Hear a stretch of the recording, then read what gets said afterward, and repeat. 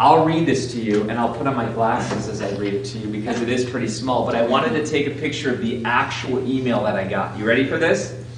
This was panicky. This person emailed me panicky back a few years ago. I resigned my position as blank at the end of March to get out of an unhealthy staff situation, and I want to go full-time into my coaching and training business. While I had some good momentum heading towards my April 1st launch date to go full-time, I've experienced rejection or postponed proposals that have left me in a bit of a tailspin. I'm not sure how to generate coaching clients. Any insights would be greatly appreciated. As I pinged this person back, I could tell they were panicked. Why? Because they had a family, and they were the main provider. You guys sense the urgency? Yeah. So I thought, how in the world can I help this person? How can I help this person who literally has kids that may not have a home, has kids that may not have food? So I thought, man, how can I help this person? So I kind of said to this person, well, what's your plan? And this person said, well, my plan is if I can't get coaching clients in a few weeks, I'm going to go work as a hotel clerk for $8.35.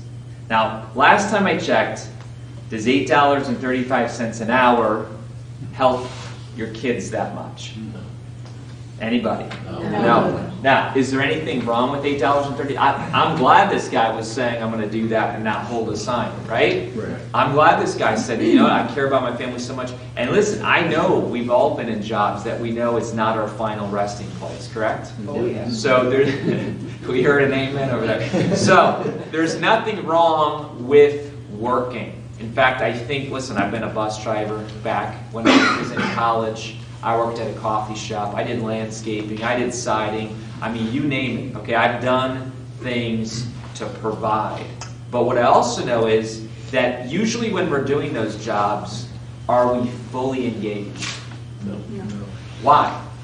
It's not our passion. Because we know it's not our passion. We feel like we're just doing a job. Now, I get it. We can talk ourselves into it, and we should. And we should show up, filled up, and we should be engaged. But I knew this gentleman was worth more than $8.35. I knew this guy had tons of talent. He just didn't know it, and the people didn't know it. True? Yep. All right, so what did we do?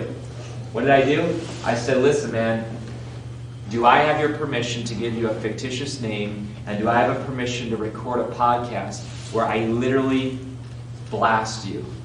And this guy's like, yes. Because I said, listen, man, I'm pretending you're like my brother, you're my sister, and I'm just going to hit you hard. Are you sure you're okay with that? So we gave this person the name John. All right, this is a true story. Some of you are like, are you being serious? Absolutely true story. I don't know what episode we're on right now, like in the hundreds and hundreds, but this was episode 66, so this was a few years ago. Guess what became the number 2 downloaded episode of all times? John's podcast. People started emailing in, who's John? Who's John, man? I want to know who this John guy is. The third one is how to create a killer coaching business as your side hustle. So for some reason, I don't know if you caught that, David, number 2 and number 3, coaching, is our number 2 and number 3 top downloaded podcasts of all times. Does that say something? I don't know. I think it says there's a need. I think there's a market for this.